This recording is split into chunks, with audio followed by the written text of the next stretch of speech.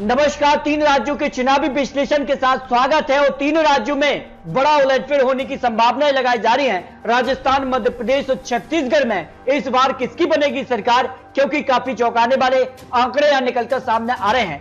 बात की जाए, छत्तीसगढ़ में 90 सीटें हैं, मध्य प्रदेश में 230 और राजस्थान में 200 सीटें आती हैं। और राजस्थान का हर 5 साल में यहां पर सत्ता बदलने का जो आंकड़ा है, उस हिसाब से राजस्थान में इस बार किसकी सरकार बनेगी, क्योंकि अशोक गहलोत ने बड़ा दावा कर दिया है। जबकि मध्य प्रदेश और छत्तीसगढ़ में भी बड़ा उलटफेर होने की संभावनाएं लगाई जा रही हैं। बात की जाए, 2018 में मध्य प्रदेश में कांग्रेस को 114 सीटें मिली थी, जबकि बीजेपी को 107 सीटें मिली थी, अन्य के पक्ष में 9 सीटें रही थी। राजस्थान में बीजेपी 71 सीटें और कांग्रेस यहां 100 सीटों पर जीत हासिल की थी। छत्तीसगढ़ की 90 सीटों में बीजेपी 16 सीटें और कांग्रेस ने 65 सीटें हासिल की थी। यानी तीनों ही राज्यों में बड़ा उलटफेर देखने को मिला था। लेकिन जो ऑफलाइन पोल, जो विश्लेषण है, वो काफी चौंकाने वाला आंकड़ा निकलकर आ रहा है। इस बार आम आदमी पार्टी भी चुनावी मैदान में उतर रही है और दावा करी कि इस बार एक मौका केजरीवाल को। तो इस बार ओपिनियन पोल के हिसाब से यह राजस्थान और मध्य प्रदेश, छत्तीसगढ़ में किसकी बनेगी सरकार, क्योंकि कर्नाटक चुनाव रिजल्ट के बाद मध्य प्रदेश और छत्तीसगढ़ में भी अब सियासी जो तैयारी है वो शुरू हो चुकी है। तो बीजेपी कर्नाटक चुनाव का जो परिणाम है उस पर मंथन जरूर कर रही है, लेकिन आम आदमी पार्टी कहीं न कहीं ऐलान बड़े बड़े कर रही है। जिस कार से यहाँ पर पंजाब में उन्होंने सरकार बनाई है, उसी तर्ज पर मध्य प्रदेश और छत्तीसगढ़ में भी यह सरकार बनाने का दावा कर रही है। अगर बात की जाए तो काफी चौंकाने वाले राज्य हैं। 5 राज्यों में से यह काफी चौंकाने वाले आंकड़े बन सकते हैं। मिजोरम, छत्तीसगढ़, तेलंगाना, राजस्थान, मध्य प्रदेश में चुनाव है, कर्नाटक में चुनाव हो चुका है और इन राज्यों के नतीजे लोकसभा चुनाव के लिए भी महत्वपूर्ण माने जा रहे हैं। क्योंकि बात की जाए, छत्तीसगढ़ से 11 लोकसभा सीटें आती हैं, मध्य प्रदेश से 29 और राजस्थान से 25 लोकसभा सीटें आती हैं, जबकि तेलंगाना से 17 और कर्नाटक से 28 लोकसभा सीटें आ जाती हैं। तो लोकसभा चुनाव के लिए महत्वपूर्ण माना जा रहा है। बात की जाए मध्य प्रदेश की 230 सीटों के लिए क्या कुछ आंकड़ा बन सकता है, तो मध्य प्रदेश का क्या सियासी आंकड़ा बन सकता है। मध्य प्रदेश में बड़े बड़े दिग्गज नेता हैं, जिसमें ज्योतिरादित्य जो है बीजेपी में अब शामिल हो चुके हैं। उसके बाद क्या कुछ आंकड़ा बन सकता है, क्योंकि काफी चौंकाने वाले आंकड़े बनते नजर आए हैं। और अब बीजेपी बड़ी बड़ी योजनाएं यहाँ ला रही है जनता के लिए, जिसमें यहाँ प्रत्येक महिला के लिए, जो पात्र महिला होगी, उसको 1000 रुपए प्रति माह के हिसाब से साल के 12,000 रुपए देने का वादा यह करती नजर आ रही है लाली बहना योजना के अंतर्गत। जबकि नारी सम्मान योजना पर भी यह कांग्रेस ने मंथन किया है और जो महिला है उनको 1500 रुपए देने का वादा कांग्रेस करे। के अलावा गैस सिलेंडर जैसी बड़ी योजनाएं यहां लाएगी। लेकिन किसान कर्ज माफी का मुद्दा भी क्या मध्य प्रदेश में एक बार फिर से दिखाई देगा। तो मिशन 2023 की तैयारी में बीजेपी जुटी हुई है और इसी तर्ज पर काफी बड़े चौंकाने वाले फैसले ले सकते हैं। लेकिन सवाल मध्य प्रदेश में है कि बीजेपी में शामिल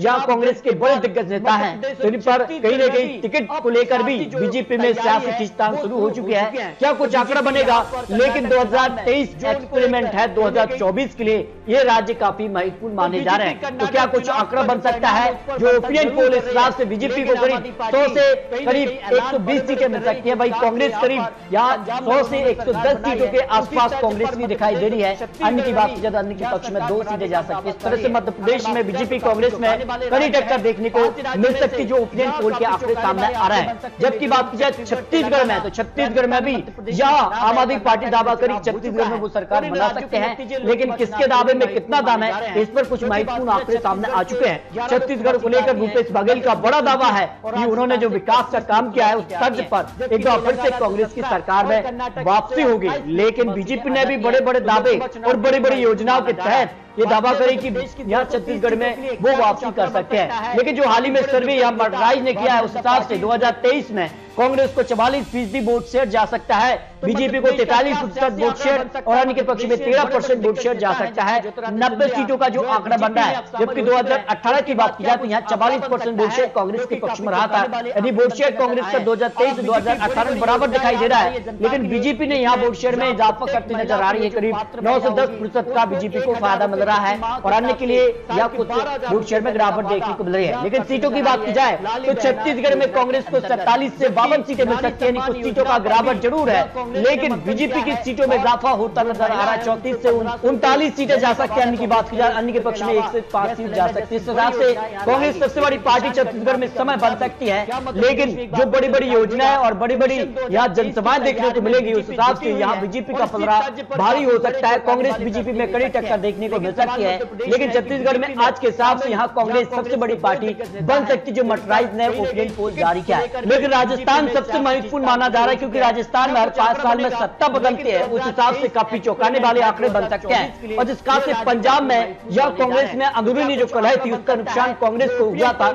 और कांग्रेस ने पंजाब में अपनी सत्ता गंवा दी थी। उसी तर्ज पर यहाँ पर जो आंकड़ा बन रहा है कि अशोक गहलोत और सचिन पायलट का जो आपसी खींचतान है वो दिल्ली तक पहुंच गई है, लेकिन इसका अब तक समाधान निकला नहीं है। लेकिन दावा यह भी किया जा रहा है कि बीजेपी की तरफ से क्या वसुंधरा राजे के नेतृत्व में ही बीजेपी चुनाव लड़ेगी, या फिर जिसका से बीजेपी ने अपने अध्यक्ष बदल दिए हैं, प्रदेश अध्यक्ष भी बदले हैं, तो ऐसे में क्या जोशी के नेतृत्व में बीजेपी चुनाव लड़ेगी, ये काफी महत्वपूर्ण हो जाता है। लेकिन 2023 की तैयारी शुरू है और किसके जीत के दावे में कितना दम है, ये काफी महत्वपूर्ण माना जा रहा है। अशोक गहलोत ने तो बड़ा दावा कर दिया है कि राजस्थान में विकास के दम पर वो फिर से वापसी करेंगे, लेकिन यहाँ पर जिसका से हिमाचल और कर्नाटक में कांग्रेस ने जीत हासिल की है, उसी तर्ज पर राजस्थान में सरकार बनाने का दावा कांग्रेस करती नजर आई है। लेकिन बीजेपी ने भी गुजरात और यहाँ त्रिपुरा में बड़ी जीत हासिल की है, और उसी फॉर्मूले को लेकर राजस्थान, मध्य प्रदेश और छत्तीसगढ़ में उतरने वाले हैं। तो राजस्थान में किसकी रणनीति कितना काम करेगी, इस पर कुछ महत्वपूर्ण आंकड़े हैं। राजस्थान में अगला मुख्यमंत्री कौन होगा, क्या सचिन पायलट या अशोक गहलोत, या बीजेपी की तरफ से